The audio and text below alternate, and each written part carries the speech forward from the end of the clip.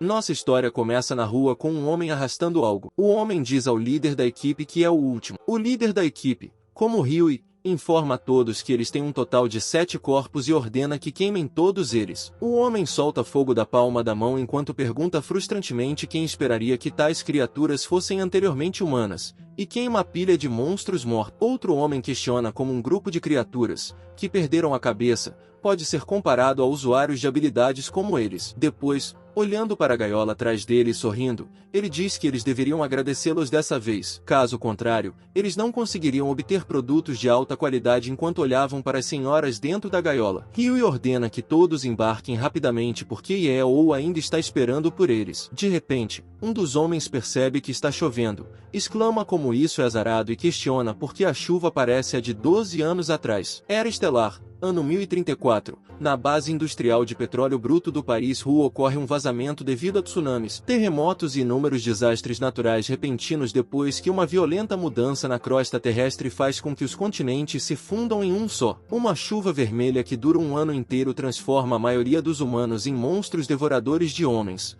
conhecidos como predadores, em um evento historicamente conhecido como a Calamidade da Chuva Vermelha. Durante a Calamidade da Chuva Vermelha, uma minoria de pessoas passou a possuir habilidades de fortalecimento, naturais, de recuperação, mentais ou especiais, 5 tipos diferentes de habilidades extraordinárias, e ficou conhecida como usuários de habilidades. Os usuários da habilidade iniciaram uma operação de limpeza que durou 10 anos contra os predadores, finalmente estabelecendo 7 cidades de grande escala que serviram de escudo para os humanos sobreviventes restantes. O restante das regiões é conhecido como Vastelandes. Mais tarde, Kim diz à sua equipe que, já que eles estão lá, devem prestar atenção e tomar cuidado. Eles entram no prédio da fábrica abandonada e queimam alguns predadores. O homem informa ao Kim que o lote também está pronto. King acha que 4 lotes realmente chegaram em um curto espaço de 2 horas e os predadores hoje parecem muito agitados. Mas ele não viu o chefe. Um dos homens verifica os predadores queimados, dizendo a todos que, depois de matar tantos, todos eles eram lixo de baixa qualidade que nem sequer tinham um núcleo de cristal, e pegá-los vivos não renderia um bom preço. Outro homem, chamado Inteligência Artificial, questiona por que eles estariam fazendo um trabalho tão sujo se tivessem esse tipo de poder. Huey gritou para seus homens, pedindo-lhes que se recompusessem. Ele enfatizou que o lote de mercadorias era destinado ao Senhor. Se algo acontecesse, todos eles perderiam a cabeça. Um homem disse a Kim que ele estava levando as coisas muito a sério, pois eles estavam apenas se divertindo com palavras. Ele garantiu ao Kim que guardaria o lote de mercadorias, portanto não havia necessidade de se preocupar. No entanto, King, olhando para as 3 mulheres deixadas dentro da gaiola, perguntou o que havia de errado com elas. O homem explicou que elas haviam desmaiado de medo devido ao predador. Afinal, eram apenas garotas normais sem nenhuma habilidade. Outro homem questionou como esses humanos poderiam ser considerados normais, incentivando-os a notar sua beleza. Ele se gabou de ter matado vários monstros para obter esse tesouro. Ele lamentou que, se não fossem as ordens do líder da equipe para capturar um filhote para o chefe, ele poderia ter agido de forma diferente. Suas palavras foram interrompidas abruptamente quando ele percebeu algo pingando em sua mão. Ao se virar para ver o que era, ele se deparou com a enorme boca de um monstro acima dele, o que o fez entrar em pânico e gritar confuso sobre o tipo de monstro que era. Huey gritou para seus homens, declarando que a criatura era um mutante de nível 4, um ser contra o qual eles não estavam equipados para lutar. Um dos homens tentou usar sua habilidade de nível C contra ela. Rapidamente percebeu que isso era inútil e que só serviria para atrasar a criatura momentaneamente. Os mutantes de nível 4 são conhecidos por sua sabedoria, habilidades de recuperação e as diversas mutações de suas partes do corpo, o que leva a uma variedade de formas. Os homens correram em direção ao portão, mas um deles ergueu uma parede atrás de si, prendendo os outros lá dentro. King acusou o homem de traição. O homem, com pesar, disse a King que encontraria seu chefe e voltaria para salvá-los. Ele ergueu o portão, subestimando King e os outros como meros usuários de habilidades de nível C, acreditando que eles poderiam deter os mutantes por alguns minutos. No entanto, para seu choque, ele encontrou mais 3 mutantes atrás do portão. Um dos mutantes o chamou de forma zombeteira de humano ganancioso, agarrou-o. Em seguida, silenciando, arrancou sua cabeça de forma horrível, como se fosse um simples papel. Por outro lado, King e seus homens foram agarrados pelo mutante de nível F, que os envolveu. O mutante então gritou, rindo, que a traição, O medo, o desespero e o arrependimento tinham um sabor delicioso. Nosso protagonista apareceu, estalou os dedos e anunciou que o show havia terminado. Em seguida, ele ativou sua habilidade de palavras verdadeiras, fazendo com que os mutantes ao redor desaparecessem. Ao passar pelos mortos, ele comentou sobre o esplêndido desempenho e perguntou ao homem empalado contra a parede qual era a sensação de testemunhar a morte de seus companheiros, um a um, bem diante de seus olhos. O destinatário, I.A., chamou-o de lunático e jurou nunca revelar a localização do senhor. Com um sorriso e um brilho nos olhos, o protagonista expressou seu desapontamento com a falta de impressionismo de Evu. Reconhecendo a recusa de Evu em cooperar, ele resolveu procurar por conta própria. Ele então apontou um bisturi para o rosto de Evu, perguntando por onde começar, o que deixou Evu em pânico. Ignorando as súplicas de Evu, ele aproximou o bisturi da boca de Evu até seu olho, decidindo que isso seria suficiente. Em seguida, cortou a testa de Evu, observando sua protuberância e sua intenção de achatá-la para ele. Evu gritou em agonia, implorando pela morte, mas o protagonista continuou, castigando Yu por suas memórias inúteis e avisando que levaria tempo para analisá-las. Por fim, usando seu bisturi e suas habilidades de recuperação de memória, o protagonista descobriu que o senhor estava localizado na base industrial de petróleo bruto do país. Com esse conhecimento, ele se afastou, refletindo sobre a nostalgia da revelação. Mais tarde, em sua casa, ele estava ouvindo música e ocupado com alguma coisa. Ele a cortou com seu machado, e a coisa vermelha respingou em seu rosto. Em seguida, ele o despejou em uma tigela, pegou um perfurador e o perfurou enquanto dizia a Jai ao Xuan para aguentar mais um pouco. Ele parecia animado, dizendo que era o auge da delícia e que era preciso ter paciência. Ele então cheirou a coisa vermelha, achando que o cheiro era perfeito, junto com a sopa perfeita, que é chamada de ovo cozido macio de 3 minutos. Finalmente, ele terminou de preparar a refeição. Começou a comer, pensando que deveria congelar alguns para mais tarde, pois seria difícil encontrar bons tomates novamente. Ele então olhou para a foto na moldura, lembrando-se da receita de molho de tomate que lhe foi ensinada. Na Era das Estrelas, ano 1032, no orfanato Angel, entre aquele grupo de crianças, apenas a da família Jai conseguiu sobreviver. O doutor chegou e disse que, como ele esperava, ele era o mais talentoso. O doutor lhe deu um ursinho de pelúcia e perguntou se ele queria ir com ele. Nosso protagonista, que era pequeno, perguntou ao doutor se não era errado tê-los matado, e o doutor respondeu que o que ele fez estava certo. Ele perguntou, entusiasmado, se o doutor estava disposto a levá-lo embora, e o doutor respondeu que, é claro, porque ele se tornaria sua maior arte. Um momento depois, a máquina perfurou suas mãos, fazendo-o gritar de dor. Mas o médico simplesmente relatou que o experimento número 3 foi injetado com a droga NAN-13, a droga Magic K e a solução Forminus 201. Em seguida, ele ordenou que seu pessoal aumentasse a voltagem em 20 vezes, fazendo-o gritar de dor. Ao se lembrar de sua experiência, a música cantava sobre olhar através de seus olhos ensanguentados, tornando-se o que antes odiavam. Ele não poderia ajudá-lo se ele não ajudasse a si mesmo. Irritado, ele jogou sua faca de pão. A faca de pão bateu na parede enquanto ele dizia que, depois de tanto tempo, eles finalmente se encontrariam novamente, e chamou o médico de seu presidente. A cidade de Yanalan, o maior ponto de encontro de humanos normais estabelecido pela Federação da Glória, oferece empregos e suprimentos para humanos normais, educação para crianças e assistência médica para os feridos. Uma senhora o chamou de Alshuanzai e lhe deu comida, dizendo que era para ele e agradecendo pelos antibióticos que ele havia dado à mãe dela na semana passada. Ele deu um tapinha na cabeça da criança e disse-lhe que não havia problema, pois ele já havia tomado o café da manhã, e que ela poderia ficar com o bolinho de arroz para si. Mas a criança, chamada Yaoxuan Yuan, lhe disse que ela mesma havia feito o bolinho e que sabia que os antibióticos que ele havia dado eram muito caros. Ela jurou a ele que trabalharia duro de agora em diante para ganhar dinheiro e pagá-lo. No entanto, ele simplesmente pegou o bolinho de arroz da mão dela e o comeu. Ele lhe disse que estava delicioso e lhe agradeceu. Ele também mencionou que iria trabalhar agora, o que fez com que ela concordasse com entusiasmo e acenasse docemente para ele. Mais tarde, um homem no telhado estava olhando para ele e informou que o alvo não tinha feito nada de estranho e estava indo para o ponto de ônibus. Assim, o pessoal em terra continuaria a segui-lo. O homem então o seguiu e informou que o alvo havia embarcado, mas o chefe ordenou que o homem seguisse o alvo. Então, O homem entrou no ônibus de número 384 em direção ao Centro de Gerenciamento de Habilidades, mas ficou chocado ao ver que ele havia desaparecido. Ele perguntou ao líder da equipe o que deveriam fazer, já que haviam perdido o alvo, mas o líder da equipe disse a todos que eles poderiam se retirar e que não havia necessidade de continuar brincando de esconde-esconde com ele. O Centro de Gerenciamento de Habilidades, estabelecido pela Aliança Centenbeira e gerenciado por humanos normais, registra informações sobre usuários de habilidades da Cidade da Fronteira Norte, Cidade Ninho da Águia, Cidade Rosa, Cidade Uexia, Cidade Dorne e Cidade Yanala. Ele escaneou sua identificação na máquina para entrar e disse ao Enki Lao Jian havia lhe pedido para trazer o lote de novas informações que precisavam ir para o depósito. Wen disse a ele que estava um pouco atrasado hoje e ele se desculpou, dizendo que havia pegado o ônibus errado hoje, mas a verdade era que ele havia se deparado com um monte de problemas no momento em que saiu de casa. A moça perguntou por que Lao Zhan o estava intimidando novamente quando a entrega de informações do armazém não era tarefa da equipe de expatriados, mas ele respondeu que estava a caminho e que também não tinha nenhuma missão nova recentemente. Felizmente, ele não estava em nenhuma nova missão, pois tinha ouvido falar que 5 usuários de habilidades haviam morrido recentemente na cidade, especificamente na fábrica de vapor nos arredores. Além disso, esses 5 tiveram um fim horrível. Uma mulher perguntou se isso poderia ter sido obra de um predador de alto escalão que se infiltrou,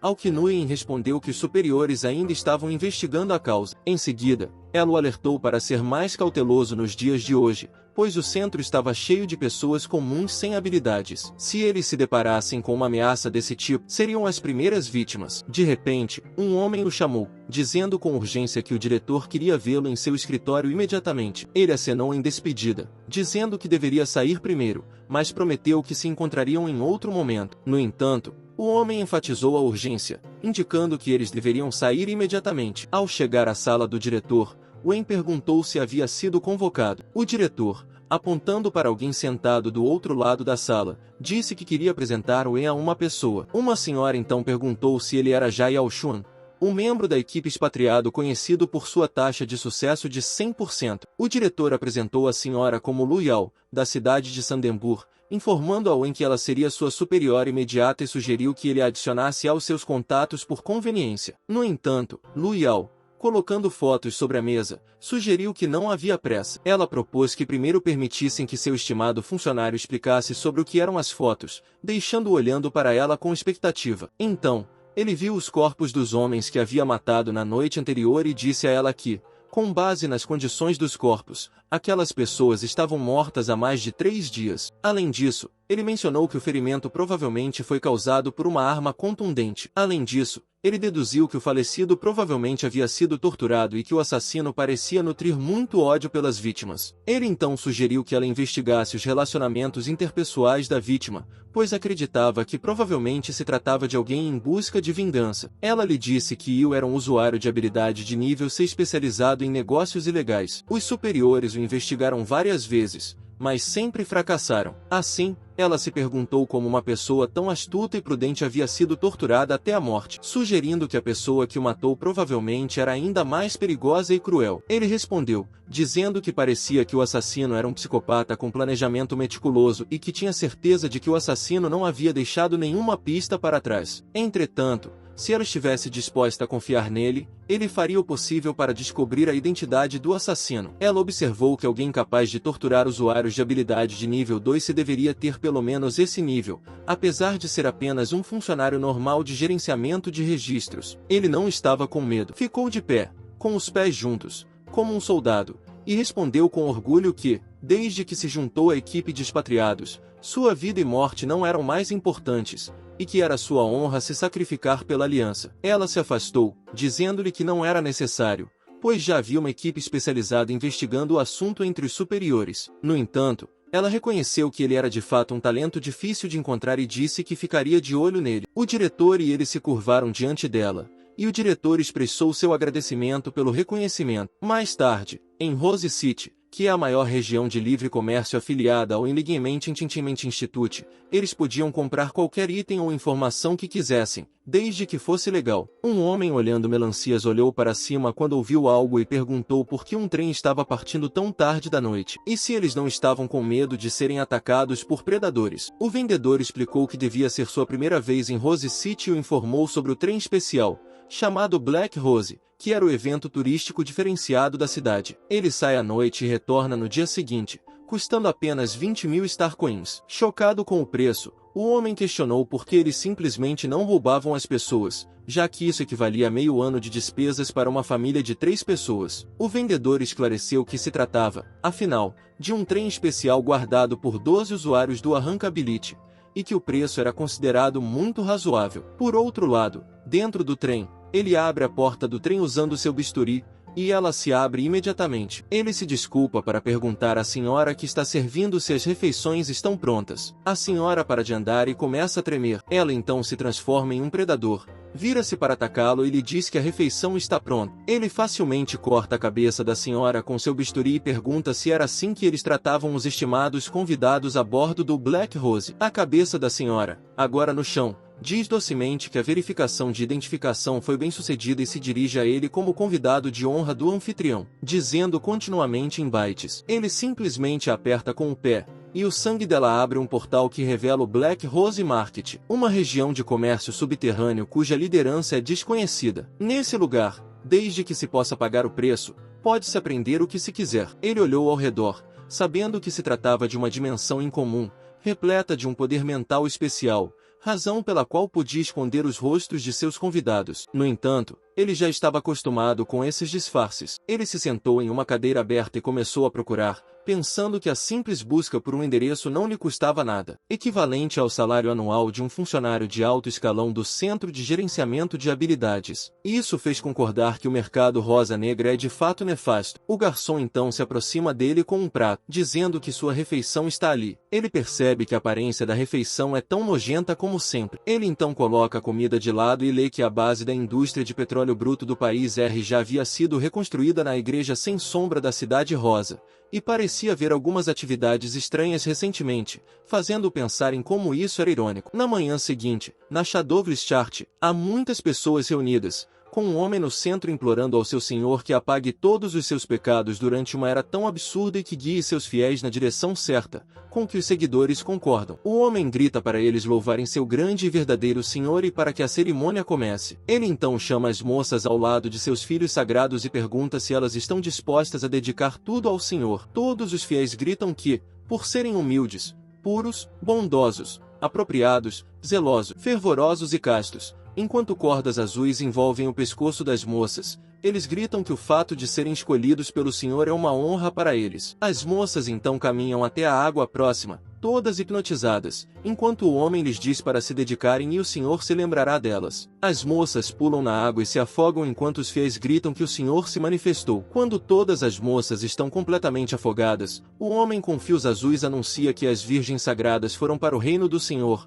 onde não há mais dor. As moças são mostradas no tubo, se afogando, enquanto os fiéis gritam que seu senhor é bom e bondoso. O homem enrola seus fios azuis ao redor da senhora no retrato, gritando para os fiéis que a devoção deles comoveu o Senhor e que o Senhor os abençoará. Ele diz a eles para beberem e se tornarem os servos mais leais do Senhor, pois o sangue da senhora flui pelos fios. E os fiéis a pegam com suas xícaras, em meio à emoção. Os fiéis gritam que o receberam e o Senhor os reconhece. Por outro lado, quando o sangue cai na xícara, Yao Xuan percebe que o coração de seu presidente abriga uma escuridão sem fim. No entanto, ainda há uma chance de redenção. Uma mão envolve seu ombro e alguém lhe diz que o Senhor é misericordioso. Ele deve bebê-la e eles poderão viver juntos para sempre em um novo mundo, sem dor ou tristeza. No entanto, ele questiona a menção de um novo mundo e joga a taça de sangue fora, dizendo que era uma bela mentira, mas que era hora de acordar desse sonho. Ele então libera um fio poderoso e brilhante, e o homem o reconhece como uma flutuação psíquica. O homem pergunta se é realmente ele e se ainda está vivo. Ele responde que, depois de 16 anos, não consegue acreditar que ainda é lembrado. O homem diz arrogantemente que ele foi a criança que deixou a impressão mais profunda nele,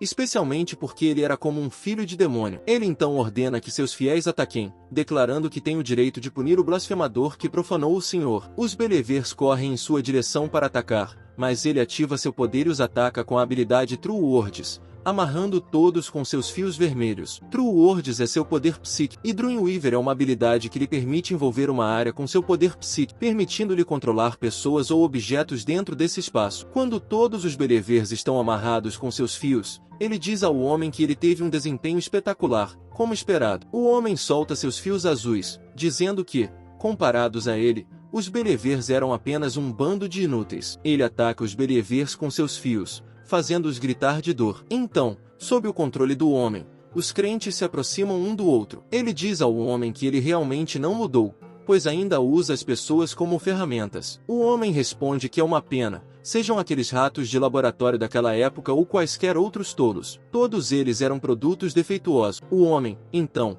forma um enorme predador a partir dos crentes e lhe diz que ele foi a ferramenta mais perfeita que já usou, enquanto o predador o ataca. No entanto, ele se esquiva e pula para perto do predador com doçura, dizendo ao homem que ele realmente sabe como irritá-lo. Ele corta o joelho do predador com seu bisturi, mas fica chocado ao ver o enorme braço do predador se lançando em sua direção. Felizmente, ele salta a tempo de se esquivar. O homem que controla o predador pergunta, de forma provocante, se ele gosta de sua última criação. Ele diz que, quando o inimigo faz seu movimento, ele está destinado a se tornar um cadáver. Ele admite ao homem que foi um tanto interessante. Então, o homem lhe diz que pode lhe dar uma chance de voltar para o seu lado e corrigir seu erro. Mas ele responde que é uma pena, pois não tem interesse em se tornar um monstro, especialmente um monstro feio, enquanto envolve o Predator com seus fios. O homem fica furioso e grita para que ele encontre seu fim. O predador então se solta dos fios, enquanto o homem grita que mesmo a ferramenta mais obediente,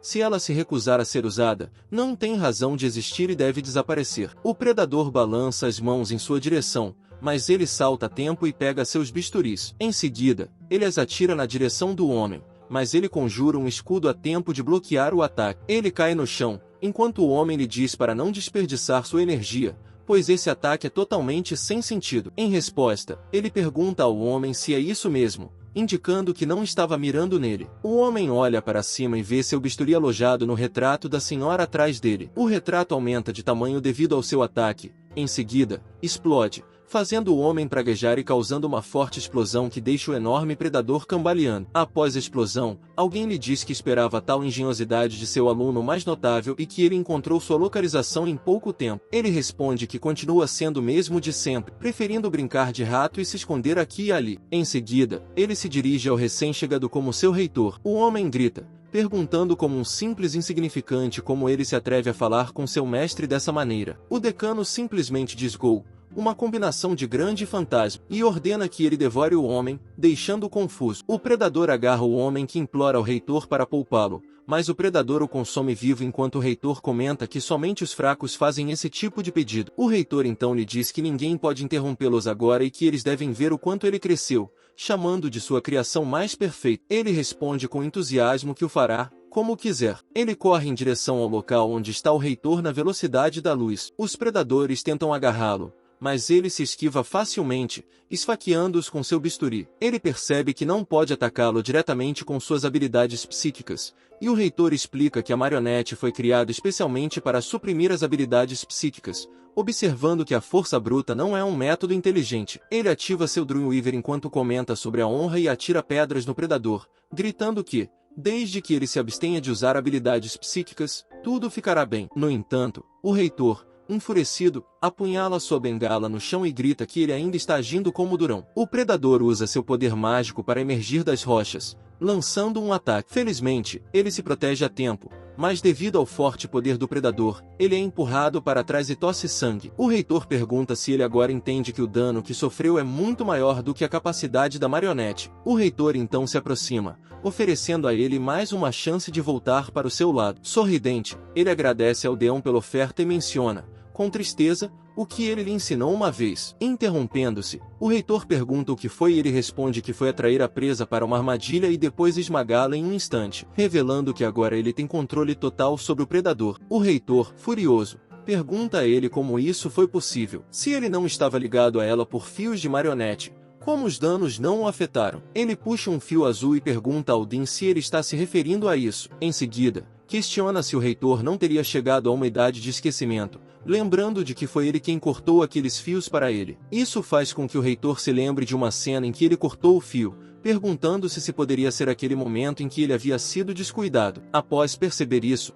ele perfura a cabeça principal do predador com o fio, fazendo com que ela exploda em pedaços. Ele se protege, aliviado por estar preparado, mas comenta com o reitor que ele parece estar em má forma, enquanto o reitor se ajoelha no chão, tossindo continuamente de dor. O reitor lhe diz que, após 16 anos, ele se tornou um médium classe A verdadeiramente digno de ser a obra-prima que ele escolheu. Ele então questiona o reitor sobre o que ele quer dizer com obra-prima e começa a chutar a cabeça do reitor. Ele diz ao reitor que já se passaram 16 anos e que já era hora de acertarem suas contas. Ele afirma que, se não fosse pelo fato de o reitor ter o escolhido, seus pais não teriam morrido. O reitor, aos gritos, pergunta se ele realmente acha que a organização matou seus pais simplesmente porque valorizava seu talento. Ele revela que foi o Lord Kiamayan quem decretou que seus pais sabiam demais e que, por isso, a organização os silenciou. Em seguida, ele pergunta quem é Kiamayan e quais segredos da organização seus pais conheciam. Mais veias roxas se espalham pelo rosto do Deão quando ele lhe diz que estava mais ansioso para aprender do que nunca. Ele fica chocado quando o reitor lhe diz que, infelizmente, essas eram perguntas que ele deveria ter guardado para fazer ao ceifador. O reitor então invoca um Hell's Gate, um ritual misterioso que usa pessoas vivas como sacrifícios para chamar demônios de outra dimensão. Esses demônios são obrigados por um contrato a servir o invocador até a morte dele ou até que o contrato seja cumprido, o que lhes concede a liberdade. Um demônio emerge do portal e o reitor ordena que ele o mate, mas ele contra-ataca chutando o reitor para perto do demônio e ordena que o demônio devore o reitor. O demônio morde o ombro do Din, provocando um grito de dor, e diz ao Din para sentir a dor que seus pais sentiram antes de morrer. O Din, perplexo, pergunta como isso pode acontecer se o demônio foi convocado por ele, mas ele apenas estala os dedos, explicando que, no momento em que viu o Deão, ativou um atributo psíquico conhecido como Construção, uma parte de suas habilidades de Dreanviarver, que lhe permite prever e influenciar eventos futuros com base nos fios do destino. Ele, então, oferece uma chance ao Deão. Se o Deão estiver disposto a revelar quem é o assassino de seus pais, ele poderá considerar a possibilidade de lhe conceder paz após a morte. No entanto, o Deão, tossindo, elogia suas habilidades excepcionais, mas declara que jamais poderia trair seu mestre, pois ele o vingaria. Em um último ato de desafio, o reitor enrola o próprio fio em seu pescoço e o puxa, decapitando-se, deixando-o em estado de choque. Quando o corpo do reitor cai e sua cabeça voa pelo ar, a igreja treme, fazendo com que ele olhe para cima enquanto usa seu tecelão de sonhos, mas fica horrorizado ao ver um verdadeiro portal se abrindo acima dele. Demônios concorrentes saem do portal e uma mão pega a cabeça do reitor. Ele então vê uma senhora demônio sentada sobre os crânios de muitos, cercada por seus animais de estimação demoníacos. Suas habilidades de Dreanviarver gritam para que ele fuja, enfatizando a gravidade da situação que ele enfrenta agora. Por outro lado, do lado de fora da igreja, vários funcionários e repórteres estão anunciando que a igreja sem sombra na Cidade Rosa foi completamente envolvida por uma névoa corrosiva. Os funcionários do Inlignement Institute estão se preparando para se aventurar na névoa para investigação. Enquanto isso, a Lady Demon ordena que seus lacaios o capturem, mas ele habilmente atira uma pedra neles usando seus fios, prendendo-os e jogando-os no chão. A Lady Demon ordena que ele pare de resistir, dizendo-lhe que servir como servo do demônio mais poderoso do inferno, Chelsea, deve ser considerado uma honra. Seu médium o adverte de que o excesso de esforço pode levar a um colapso mental, mas ele rejeita o médium, insistindo que tem um plano. Ele está ciente de que a ativação de sua habilidade de construção enfraquecerá gradualmente seus poderes, deixando-o impotente. Sabendo que o efeito colateral dura muito tempo, ele entende a urgência de resolvê-lo rapidamente para manter sua capacidade de resistir a ele. Quando os demônios se aproximam dele, ocorre uma forte explosão. Chelsea sorri, achando que venceu, mas fica chocada ao ver seus lacaios enredados nas ameaças dele. Ele zomba dela, observando a falta de obediência de seus lacaios. Enfurecida, ela o chama de humano inferior e exige saber o que ele fez com seus subordinados. Ele revela com frieza que fez um pequeno ajuste no controle psíquico dela sobre eles,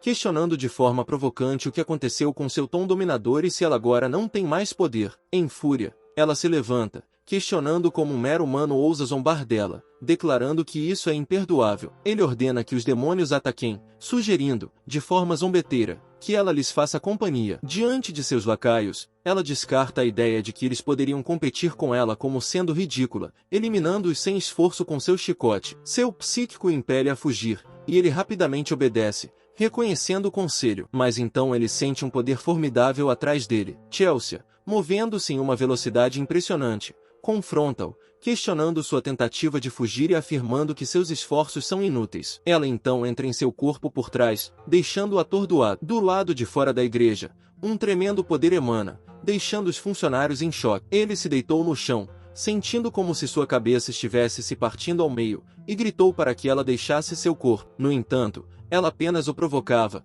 pedindo que ele parasse de resistir e questionando por que ele não estava disposto a se render a ela. De repente, ele ouviu os oficiais do lado de fora se preparando para invadir a igreja, o que o colocou em alerta. Ele a advertiu para que se comportasse ou entregaria o corpo aos que estavam do lado de fora, o que a enfureceu. Ela perguntou como ele ousava ameaçá-la. Ele retrucou, questionando se ela acreditava que o corpo dele poderia resistir aos humanos do lado de fora, o que a enfureceu ainda mais, pois ela o chamou de humano imundo. Quando os oficiais entraram na igreja usando armaduras, ficaram chocados ao descobrir que todos os demônios, que eles consideravam predadores, estavam mortos. Eles começaram a investigação enquanto ele se escondia na lateral. Enquanto isso, em um prédio alto, um homem segurando uma bola de cristal vermelha observou que, após uma longa espera, Chelsea finalmente havia aparecido. Ele instruiu alguém a eliminá-la, afirmando que Chelsea não tinha nenhuma chance contra ele. O homem concordou em cumprir a ordem. Nas ruas, Yaoshua notou que todos os predadores próximos haviam sido eliminados, decidindo que era seguro passar a noite ali. Ele caminhou até um prédio abandonado, ciente de que os efeitos colaterais da construção eram iminentes,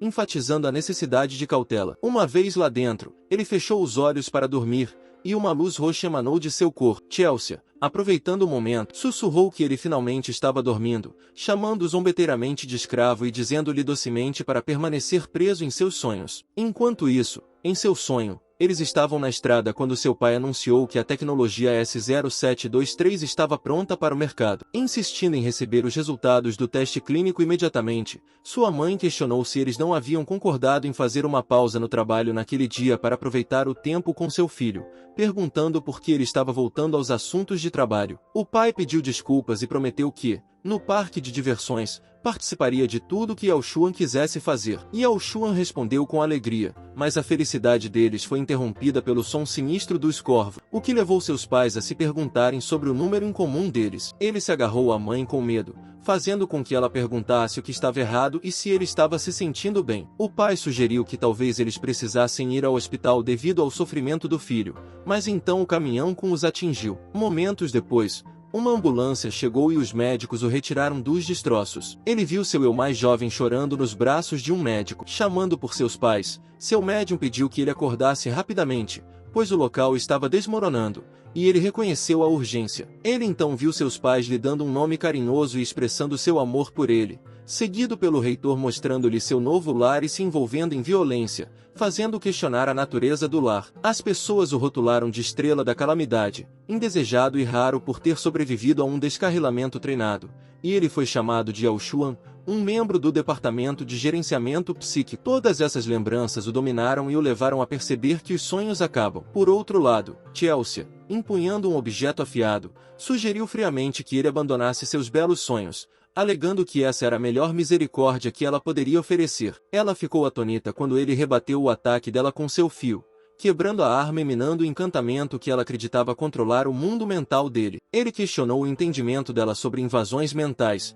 destacando que essa era sua área de especialização. Percebendo que seu encantamento, destinado a penetrar nos segredos mais profundos da alma para obter o controle, era ineficaz contra a formidável força mental de Yaoshuan, ela enfrentou a derrota. Ele apontou um bisturi para o pescoço dela, oferecendo um fim rápido como recompensa pelo sonho lindo, mas falso, que ela criou. No entanto, suas lágrimas caíram sobre o bisturi enquanto ela implorava por misericórdia, revelando sua vulnerabilidade e os desafios que enfrentou para chegar a essa dimensão. Perguntando se ele poderia poupá-la, incapaz de suportar a ideia de voltar de mãos vazias. Ele pergunta a ela o que ela quer dizer com um pobre demônio e por que ele se lembra de ela dizer que é Chelsea, o demônio mais poderoso do inferno. Ela lhe diz que, desde que ele estivesse disposto a deixá-la ir, ela poderia fazer o que quisesse com ela. No entanto, a verdade é que ela estava com raiva por ele tê-la humilhado daquela maneira e jurou que, assim que sua força fosse restaurada, ela o faria em pedaços. Mas ele apenas diz a ela que sua atuação é terrível. Em seguida, ele corta o chifre dela com seu bisturi e diz que foi um verdadeiro desperdício de sua bela concha. Furiosa,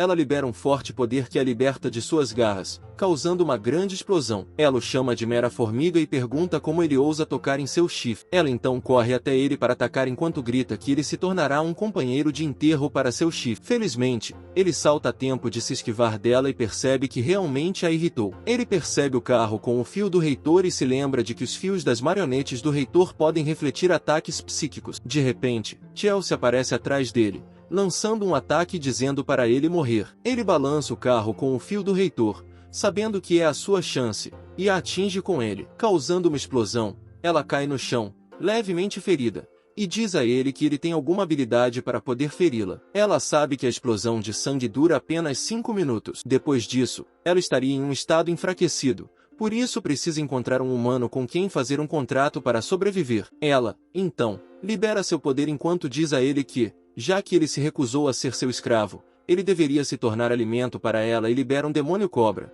sabendo que a alma dele é excepcionalmente forte, então apenas consumi-lo a deixaria muito melhor. Mas, então, ela ouve alguém se aproximando, e alguém com grande poder corre em sua direção, causando uma forte explosão. O homem lhe diz que foi ousado da parte dela mostrar sua verdadeira forma e lhe pergunta se ela estava facilitando sua busca. O homem então a chuta para longe, fazendo com que ela bata com força contra um carro próximo. Ele tira o capuz, revelando sua forma demoníaca e, com um tom de provocação, questiona por que ela, que já esteve no topo do ranking de demônios, tornou-se tão fraca. A tabela de classificação de demônios é um sistema de classificação misterioso na dimensão infernal que classifica os demônios com base em sua força, e os 36 melhores são agraciados com números que carregam o poder das regras cósmicas. O homem então balança a mão, que se transforma em um chicote, e zombeteiramente grita que foi uma visão lamentável. No entanto, ele fica chocado quando não a vê, o que o faz pensar onde ela teria ido parar. De repente, um chicote aparece atrás do homem e quase o atinge, mas ele consegue se esquivar a tempo. Chelsea, de dentro de Yaoshuan, diz ao homem que ele foi ousado ao zombar dela quando não consegue nem mesmo penetrar em uma ilusão mental. Ela reconhece que o efeito colateral da explosão de sangue a obriga a confiar no corpo humano,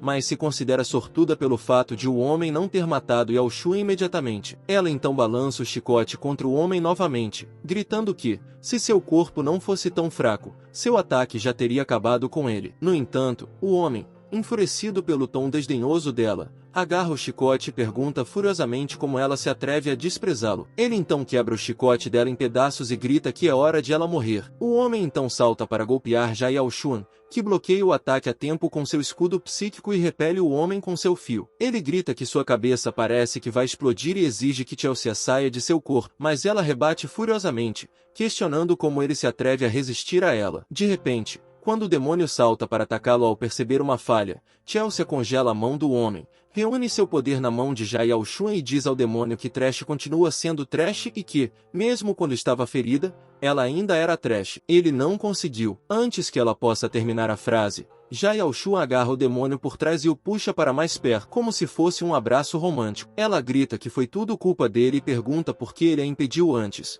mas ele simplesmente pergunta o que ela quer dizer, afirmando que foi ela quem o impediu. O homem-demônio, enfurecido, grita que isso é ridículo e o chuta, questionando se ele o despreza. Felizmente, ele se afasta a tempo e diz a Chelsea que eles têm um inimigo em comum, portanto, a menos que ela queira, deve deixá-lo assumir o controle do corpo. No entanto, ela libera uma poderosa energia e correntes em seu corpo enquanto o adverte para não ameaçá-la. Chocado, ele vê isso e ela lhe diz que lhe emprestará seu poder por enquanto, mas eles devem resolver seu desentendimento depois de derrotarem o homem. O homem-demônio corre em direção a eles, questionando a natureza de sua última manobra. Ele levanta a mão, ordenando que as correntes ataquem o homem e, ao mesmo tempo, concorda com Chelsea. Ele expressa o desejo de avaliar sua proficiência com os poderes dela. As correntes atingem implacavelmente o homem-demônio, resultando em uma forte explosão. Observando o homem-demônio gravemente ferido e de castigo, ela pergunta se ele agora está convencido da eficácia de seu poder. O homem-demônio contempla como Yaoshuan pôde usar as habilidades psíquicas de Chelsea tão perfeitamente, especulando sobre um contrato pré-existente entre eles e ponderando se suas ações foram um mero ardil para baixar sua guarda. Frustrado, o homem-demônio pega uma injeção, amaldiçoando sua necessidade de recorrer ao poder do Senhor. Ele administra a injeção em si mesmo, antecipando o efeito da poção milagrosa. Suas veias pulsam com a energia recém-descoberta, sentindo o poder percorrendo Jai Al-Shuan, manipulando as correntes de Chelsea, lança outro ataque, proclamando a morte iminente do homem-demônio junto com sua força recém-adquirida, que culmina em outra explosão. Inesperadamente, o homem-demônio se materializa atrás dele. Quando Jai Al-Shuan se vira, o homem-demônio bate com força sua cabeça no chão, fazendo com que ela se quebre. Acreditando que Jai Al-Shuan estava incapacitado, o homem-demônio se vangloria, atribuindo sua vitória à criação do Senhor, alegando ter eliminado Jai Al-Shuan com um único golpe após a poção. Ele se abaixa para recuperar o corpo de Jai Al-Shuan, com a intenção de voltar com o cadáver, quando, de repente,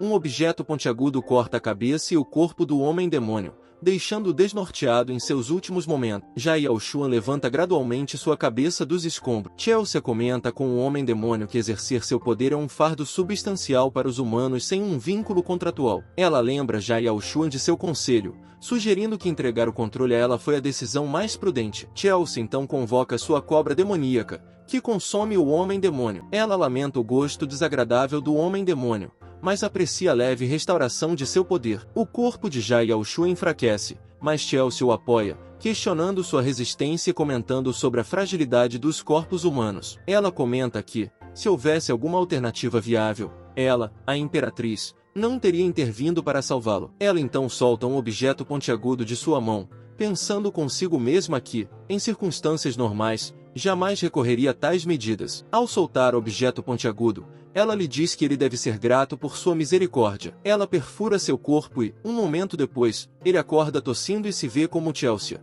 o que o faz pensar sobre seu paradeiro e se ele se tornou Chelsea. No entanto, ele percebe que está vivenciando uma das memórias de Chelsea. Ele então vê uma multidão de demônios se aproximando, chamando de traidor e expressando seu desejo de matá-la. De repente, uma luz brilhante desce do alto, batendo no chão e liberando uma luz forte e brilhante. Um dos demônios corre em direção a ela, gritando que é o olho e que ele pode finalmente deixar aquele lugar. Os demônios empurram uns aos outros, lutando para chegar primeiro ao olho. Ele vê Chelsea de pé com sua foice, declarando aos demônios que, já que todos eles o querem tanto, a coisa agora é dela, o que o faz voltar à realidade. Ela lhe diz que ele finalmente acordou. Ele pergunta o que ela fez com ele, e ela o chama de humano ingrato. Em seguida, ela o lembra de que salvou sua vida, e ele percebe que não consegue se mover. Ela pergunta se ele pode sentir isso e explica que é o poder das regras cósmicas, o que significa que ele não pode tocar nela e, da mesma forma, ela não pode matá-lo porque ele agora é seu parente. Ele pergunta se isso significa que tudo que ele acabou de ver era real,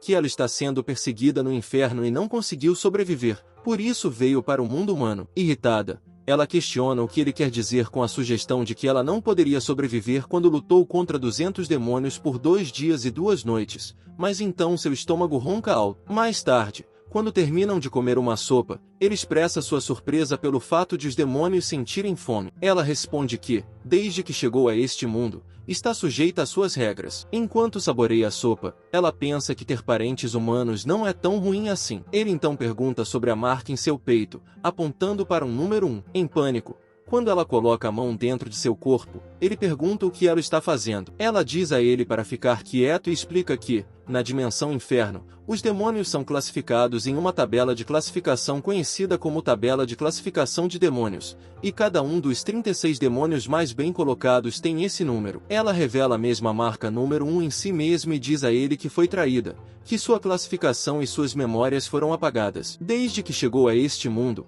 ela sentiu que consumir todos os demônios classificados restauraria sua memória. Ela sugere que ele faça um pacto com ela, a Imperatriz. Ele se lembrou de que a poção dada ao demônio classificado era idêntica à que Din havia dado a ele anteriormente, sugerindo que o senhor mencionado pelo homem-demônio poderia realmente ser esse alguém. Abraçando-a com doçura, ele perguntou suavemente quais benefícios receberia se assinasse um contrato com ela, especialmente porque Chelsea também era um alvo de Blaze. Ela o afastou, explicando que havia lido suas memórias quando ele se tornou seu parente, o que lhe permitiu aprimorar suas habilidades e ajudá-lo a encontrar a pessoa que matou seus pais. No entanto, em troca, Ele precisava ajudá-la a recuperar sua posição no topo do ranking de demônio. Ela então lhe mostrou o contrato, mas ele insistiu em adicionar algumas condições antes de concordar. Ele então removeu as cláusulas referentes a ordens arbitrárias, posse arbitrária e coerção, o que a enfureceu. Ela sugeriu furiosamente que ele poderia muito bem morrer, mas ele respondeu calmamente que, dado o status dela como demônio mais poderoso,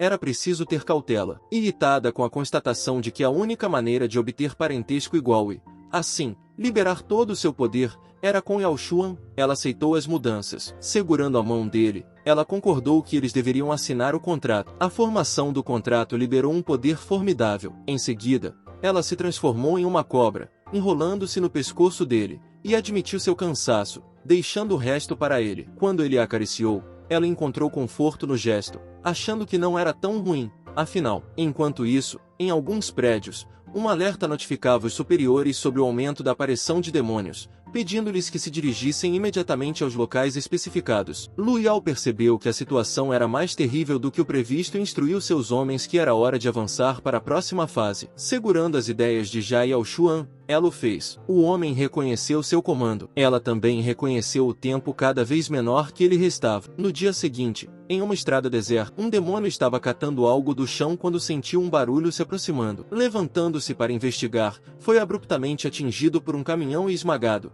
o que levou o motorista a comentar como o mundo virou de cabeça para baixo, com predadores agora limpando a sujeira de outros predadores. O companheiro do motorista comentou que eles só precisavam esperar até que esses predadores acabassem uns com os outros, sugerindo que dias melhores estavam por vir. Chelsea então informou que os demônios que haviam acabado de atropelar eram os demônios de nível mais baixo da dimensão inferno, provavelmente levados ao desespero a ponto de comer lixo. Ele achava que os predadores não tinham inteligência, mas achou intrigante que esses demônios de baixo nível pudessem instilar tanto medo nos predadores. Ele questionou o motorista se eles eram considerados predadores, observando que não correspondiam a nenhuma descrição do Diretório Oficial de Predadores. O motorista sugeriu que ele estava fora de contato com os acontecimentos recentes, explicando que a carga era originária de Rose City, onde essas criaturas apareceram recentemente, forçando os funcionários a atualizar o diretório. Ele aceitou a explicação e, com um sorriso, disse ao motorista que, sem ele, teria sido impossível navegar de volta à cidade. Ele então agradeceu ao motorista,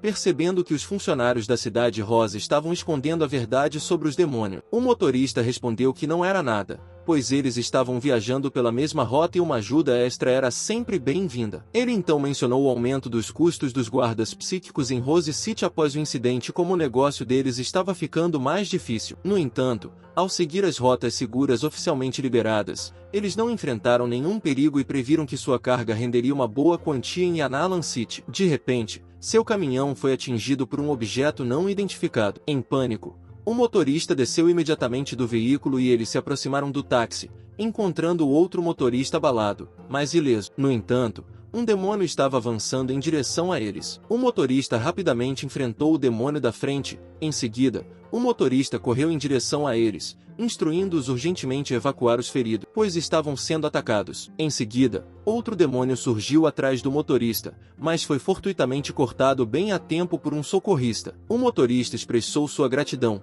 reconhecendo seu poder extraordinário. Ele respondeu que estava feliz em dar uma mãozinha. De repente, outro motorista gaguejou, pedindo ao motorista lá que olhasse para frente, onde eles ficaram chocados ao ver uma multidão de demônios bloqueando seu caminho. Os demônios rosnaram ameaçadoramente para eles, fazendo com que Lai se desesperasse, prevendo a morte iminente deles. Ele sussurrou para Chelsea, perguntando se todos os demônios gostavam de empregar táticas de intimidação psíquica tão mesquinhas. Chelsea, visivelmente ofendida, respondeu que não a equiparasse àqueles inferiores, afirmando que não sentia prazer em testemunhar o medo humano. Ela então perguntou se ele estava pronto para seu primeiro treinamento intensivo, ao que ele respondeu que o momento não poderia ser melhor. Quando os demônios atacaram, Lai gritou com medo de sua morte iminente. Ele garantiu a Lai que eles não morreriam e soltou correntes que derrubaram todos os demônios na frente deles, deixando Lai perplexo e questionando sua identidade. Ele simplesmente disse que estava sobrevivendo no deserto há muito tempo e considerou isso um sinal de gratidão pela carona. Observando sua destreza,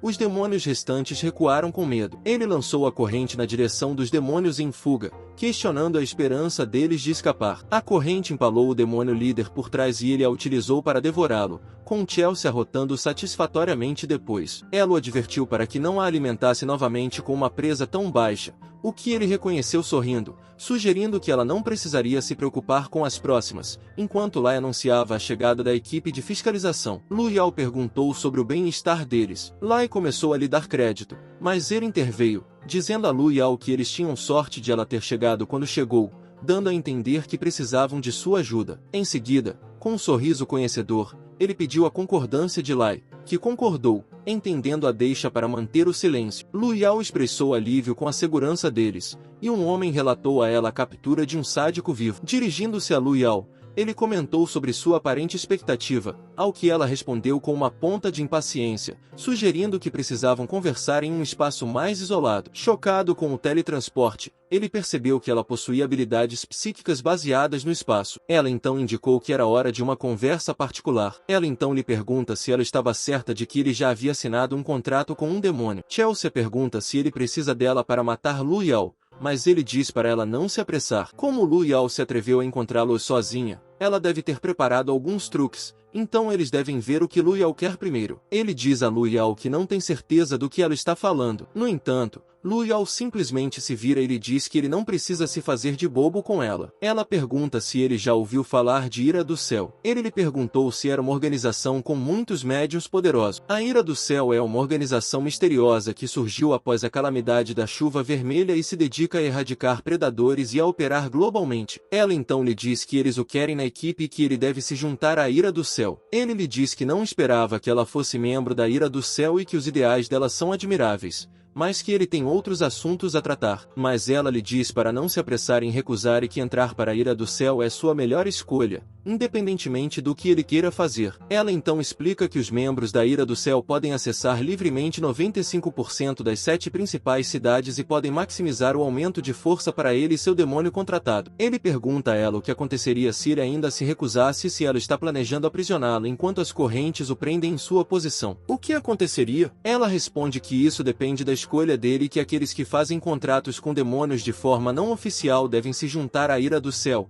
Ira dos Céus, ou enfrentar a demissão. Ele tira os óculos enquanto Ri se liberta com o poder de Chelsea. Ele então mostra seu olho psíquico no olho de Chelsea enquanto diz a Lu Yao que ele realmente assinou um contrato com um demônio e que estava disposto a se juntar à Ira do Céu. Mas ele precisa ter o direito de escolher suas missões e a Ira do Céu deve compartilhar informações sobre demônios com ele enquanto mostra a forma de cobra de Chelsea. Luia ficou chocada, sentindo-se como se estivesse sendo observada por uma cobra venenosa, mas sorriu, pensando que seu demônio contratado era tão forte, fazendo-a pensar que o plano deles poderia finalmente ser concluído agora. Ele então perguntou calmamente quanto ela sabia sobre demônios e como eles apareciam. Embora existam registros de aparecimento de demônios há muitos anos, seu surgimento generalizado é um fenômeno recente. Eles descobriram que esses demônios parecem ter a capacidade de conter predadores. Ele pergunta por que não informar o público já que eles descobriram isso e diz a ela que eles categorizaram os demônios como predadores. Ela responde que o medo humano tem origem no desconhecido e que o excesso de conhecimento só causaria o caos. Sejam demônios ou predadores, todos eles são monstros. Chelsea lhe diz que, não importa quanto tempo se passou, os humanos sempre gostam de esconder as coisas. Ele acha que a organização Ira do Céu provavelmente tem ainda mais informações sobre os demônios. Ele então diz a Lu Yao que, já que ele demonstrou sinceridade, eles devem esperar que se deem bem no futuro. Lu Yao oferece sua mão para recebê-lo, mas ele simplesmente passa por ela, dizendo que eles devem deixar o aperto de mão para mais tarde. Ele então diz a ela que não o decepcione. Ela lhe diz que amanhã, às 8 horas da manhã, providenciará alguém para levá-lo ao aeroporto, pois ela o levará à sede para conhecer os outros membros da equipe. Mais tarde, de volta ao seu apartamento, ele estava cortando um tomate alegremente, decidindo fazer outra salada de tomate para o jantar, quando Chelsea o chamou por trás, dizendo que as coisas humanas também são muito difíceis de usar, e mostrou-lhe um chuveiro destruído. Chocado ao vê-la, ele passou correndo por ela, dizendo que não deveria tê-la deixado sozinha no banheiro, o que a deixou irritada e perguntando qual era a atitude dele. Ele viu seu banheiro destruído e cheio de sabão, percebendo que levaria a noite toda para limpar. Então, ele percebeu que a havia deixado sozinha na cozinha e se perguntou se ela também havia bagunçado a cozinha dele. Então correu para a cozinha. Ele estava prestes a impedi-la, mas já era tarde demais, pois ela havia comido a salada de tomate e perguntou se ele tinha mais, comentando que aquelas coisas eram muito mais saborosas do que a comida de emergência que ele havia lhe dado antes. Chocada ao vê-lo furioso, ela imediatamente voltou à sua forma de cobra enquanto ele a encarava. Ela gaguejou e perguntou se uma imperatriz não pode comer quando está com fome, mas ele apenas gritou que ela estava morta, fazendo com que ela fugisse e gritasse que ele era o verdadeiro demônio ali. No dia seguinte, Lu Yao parou quando viu seu rosto e perguntou se ele não tinha conseguido dormir por causa da excitação da noite anterior. Ele respondeu que sua cozinha estava infestada, enquanto Chelsea tinha um galo na cabeça. Ela concordou e entrou no helicóptero, dizendo a ele que era hora de ir porque as pessoas da Ira do Céu estavam esperando por eles. Um momento depois, eles chegaram ao destino e ele não conseguia acreditar que haviam conseguido estabelecer uma base na cidade de Sandembur. Isso o levou a pensar que o supervisor da Ira dos Céus era provavelmente um membro do alto escalão da Aliança de Sandemburgo. Ele seguiu Lu Yao e disse a ela que havia pensado que a base estaria dentro da cidade de Sandemburgo. Ela respondeu que a cidade de Sandemburgo tem o sistema de defesa mais avançado, de modo que todas as entradas e saídas são registradas, o que restringiria as ações da Ira dos Céus. O portão da base se abriu, e ela lhe disse que deveriam entrar porque ela lhe mostraria o local. Eles entraram no elevador, e Lu Yao lhe deu seu cartão de identificação com o número de seu quarto. Ela então explicou que a base da Ira do Céu é dividida em 5 andares no total. Os 2 andares superiores são os alojamentos, enquanto os 3 andares inferiores são a área central. A porta do elevador se abriu e Lu Yao lhe disse que estavam indo para o centro de testes agora. Ele então viu um laboratório enquanto Lu Yao explicava que eles precisavam avaliar suas habilidades e seu físico primeiro porque todo psíquico que se junta à Ira dos Céus deve passar por testes. Um homem deu as boas-vindas a Lu Yao, e ela o agradeceu por seu trabalho árduo. Ele ficou olhando para a máquina por alguns segundos e perguntou a ela se deveria simplesmente entrar. Ela lhe disse que, se ele não tivesse certeza, poderia deixar que seu demônio o acompanhasse, fazendo Chelsea pensar que Lu Yao era um hipócrita. Ele entrou na máquina e os testes começaram a ser processados,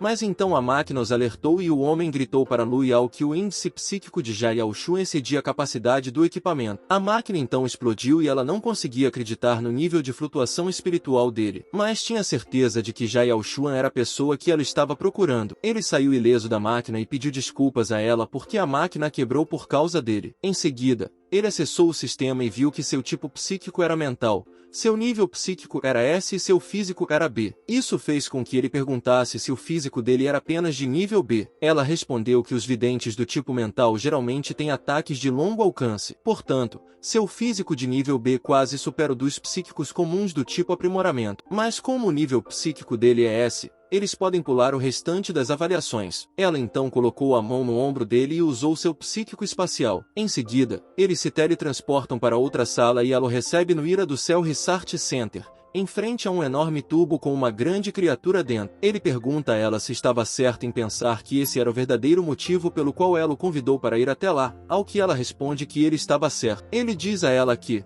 com um centro de pesquisa de demônios dessa escala, a Ira do Céu deve estar fazendo movimentos significativos. Chelsea perguntou a ele se ela estava certa em pensar que Lu Yao não consideraria usá-los como experimentos. Lu Yao explicou que os demônios haviam descido à Terra muito antes da calamidade da chuva vermelha, e que o centro de pesquisa era, na verdade, o resultado de esforços anteriores. Portanto, a Ira dos Céus estava apenas fazendo uso dele novamente. Ela então perguntou se ele tinha visto a árvore tecnológica no centro da cidade de Sandemburgo e informou que sua função aparente era superficial. Na verdade, a árvore tecnológica é usada para selar os demônios de nível superior, com os 36 demônios covardes de nível superior presos dentro do tubo. Ela lhe diz que ninguém sabe por que os demônios desceram à Terra, mas a energia maligna que eles emitiram infectou inúmeros humanos, dando origem a predadores e médiuns. Isso fez pensar se as fontes de energia estavam ligadas e percebeu que não era de se admirar que os demônios pudessem despertar a consciência dos predadores. Lu Yao também lhe diz que, sob a árvore tecnológica, há canais de conexão com selos para os 36 demônios classificados. Demônios. E enviar todos os demônios de volta aos selos acabará com a calamidade. Além disso, somente os demônios podem derrotar os demônios, e a Terra precisa do poder dele. No entanto, ele responde que não está realmente preocupado com o futuro da Terra e pergunta se o contrato dele com o demônio foi algo orquestrado por ela. Lu Yao apenas sorri para ele. Chelsea lhe disse para matar Lu Yao porque ela é igual ao reitor, e eles não estão tramando nada de bom. Mas ele diz a Chelsea para lhe fazer um favor e calar a boca. Ele solta seus fios enquanto diz a Luial que, desde Ryagaú até ter alguém o seguindo até a cidade de Yanalan, ela com certeza fez uma longa fila. No entanto, ela apenas pergunta, de forma provocante, se ele caiu na armadilha dela. Ele joga o bisturi nela, e ela usa sua habilidade espacial a tempo de se esquivar. Ela sofre um pequeno corte no rosto, sabendo que, se não fosse por sua habilidade espacial, ele já estaria morto. Ele ordena que Chelsea o possua agora porque o espaço ali está suprimindo seus poderes. Mas Chelsea grita de volta para que ele não lhe dê ordens. Quando ela está prestes a possuí-lo, uma força espacial agarra, deixando-a chocada e presa. Ela pergunta gaguejando o que é isso e chama Luial de humano inferior, exigindo sua libertação. Luial explica que é uma nova tecnologia que eles estão pesquisando, embora ainda não esteja totalmente refinada. É suficiente para fins de teste. Ele diz a ela que parece que nem todos os seus subordinados são inúteis e que, pelo menos, o centro de pesquisa produziu alguns resultados. No entanto, ele fica chocado ao sentir algo e levanta os pés bem a tempo de evitar uma flecha preta apontada para eles. Ele olha para baixo e percebe que não consegue se mover. Luial elogia alguém segurando um arco e explica que o nome da senhora é Shiena. Assim como ele, Na é uma excelente funcionária com uma taxa zero de falhas. No entanto, o único fracasso da missão de Na envolveu um caso de tráfico de meninas pela Ihou, fazendo com que ele se lembrasse de que Na era a garota daquela época, bem como da cena da fábrica. Ele diz a ela que foi seu excelente funcionário que revelou sua existência. Ela explica que os demônios das sombras podem esconder sua presença.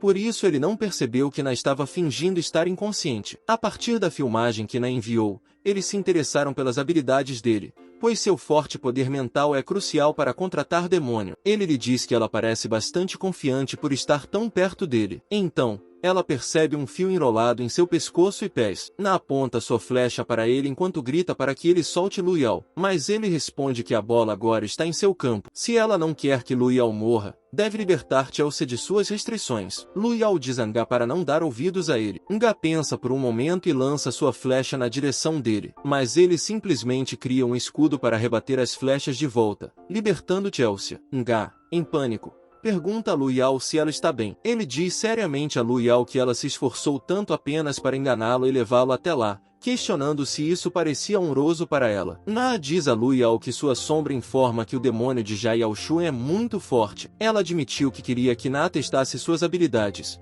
mas não esperava que as coisas se agravassem e pediu desculpas por sua imprudência. Acalmando-se, ele lhe diz que espera que ela não cometa o mesmo erro novamente. Chelsea, no entanto, os chama de humanos hipócritas que são ainda mais revoltantes do que os demônios de baixo nível. Ele então exige que Luial fale e esclareça o que ela quer dele. Ela responde que ele formou uma equipe de médicos, todos eles contratados por demônios, e que no momento falta um estrategista. Ela então lhe perguntou se ele estava interessado. Ele responde que não está interessado em brincar de babá, mas ela explica que ele não estaria trabalhando de graça. Além de ter autoridade sobre os demônios classificados, ele poderia lidar com outros demônios como quisesse. Além disso, a Ira do Céu forneceria a ele localizações de demônios e outras conveniências sem nenhum custo. Percebendo que o objetivo da Ira do Céu está alinhado com a segmentação de demônios de classificação, aproveitar o poder deles poderia ajudá-lo a cumprir os termos do contrato mais rapidamente. Ele acha que é melhor se livrar de um demônio como Chelsea o mais rápido possível. Ele pergunta a ela qual é o próximo passo,